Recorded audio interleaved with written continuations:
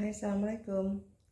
Hari ini saya ingin sharing sesuatu yang kelihatannya teoritis, tetapi teman-teman pengusaha perlu juga tahu dan bisa mencoba di produknya.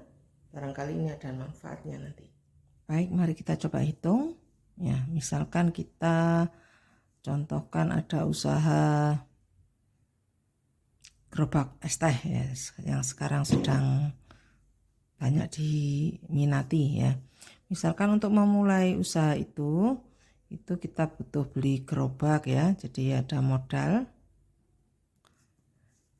beli gerobak, kemudian beli alat sealernya, kemudian macam-macam wadah-wadah kecil-kecil dan sebagainya. Itu anggaplah butuh 2 juta rupiah misalkan ya. Anggaplah sudah ini lengkap, sudah satu paket.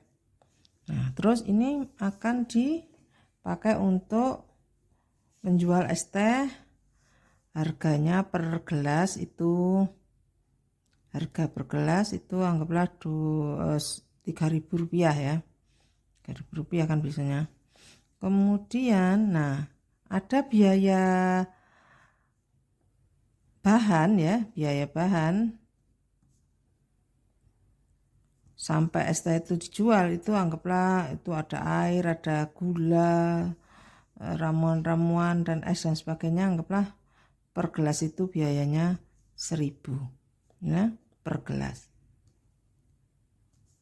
Ini per gelas juga. Maka kita bisa menghitung titik impas ya namanya. Titik impas itu adalah titik kapan kita biaya modal kita itu bisa tertutup ya. Jadi titik impas itu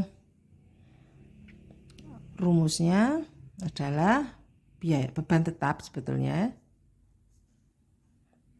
Ini nanti kalau usahanya sudah lancar dan sebagainya, beban tetap ini adalah selain beban-beban untuk membeli sesuatu yang relatif tetap ya, atau beban-beban penyusutan ya, atau kalau punya karyawan dibayar tetap ya, ini dimasukkan sini ya. Pokoknya beban-beban yang tetap tiap hari, tiap periode, misalkan harus bayar listrik dan sebagainya boleh dimasukkan. Kemudian dibagi dengan harga per gelas dikurangi beban bahan ya, beban variabel ini ya.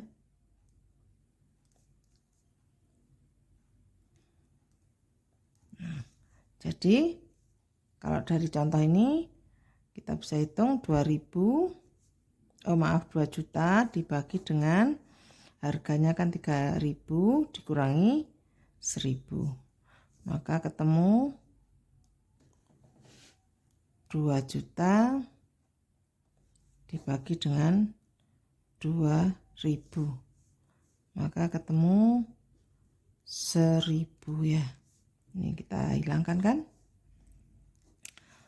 Nah, 1.000 ini apa? 1.000 gelas. Artinya apa? Bahwa untuk bisa menutup biaya, semua biaya ya, baik beban bahan maupun beban awal ini, itu kita perlu menjual sampai 1.000 gelas ya. Nah, manfaatnya untuk apa? Setelah kita tahu bahwa ketemu 1.000 gelas yang harus terjual, maka tentu saja kita bisnis tidak hanya butuh tertutup biaya saja, tapi juga butuh laba. Nah, karena itu setelah kita bisa menjual lebih dari 1.000 gelas, maka kita bisa akan mendapat laba.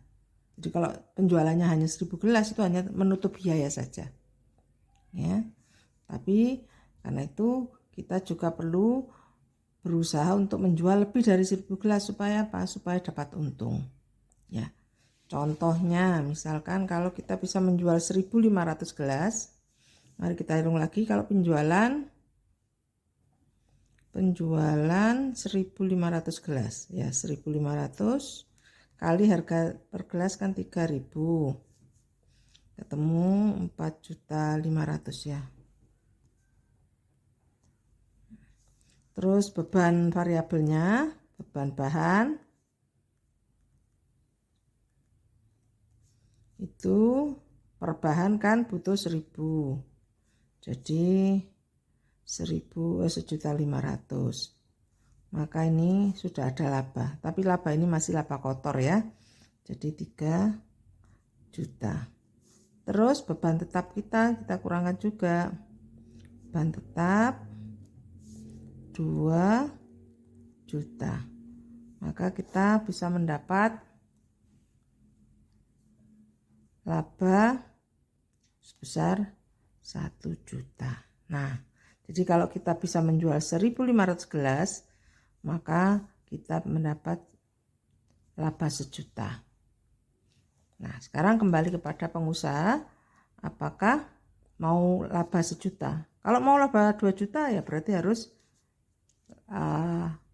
dihitung lagi ya.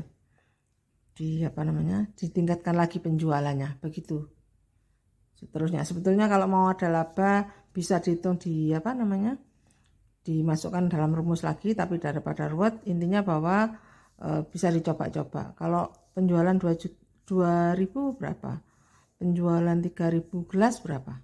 Gitu ya. Nah, demikian teman-teman. Perhitungan sederhana yang bisa kita lakukan untuk produk kita.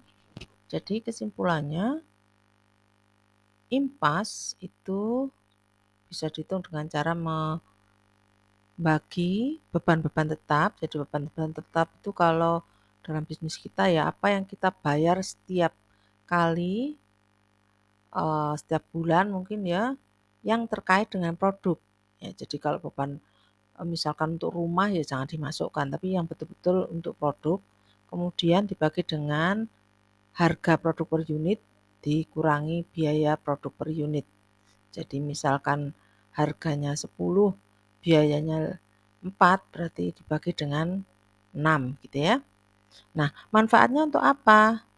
Ini pertama sebagaimana keterangan sebelumnya, ini untuk mengetahui kapan impas dan berapa jumlah yang harus dijual supaya impas atau balik modal.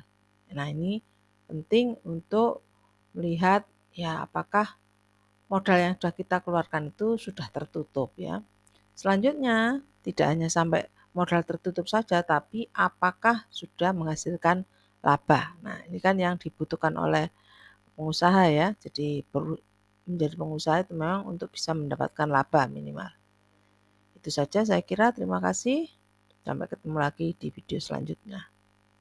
Wassalamualaikum warahmatullahi wabarakatuh.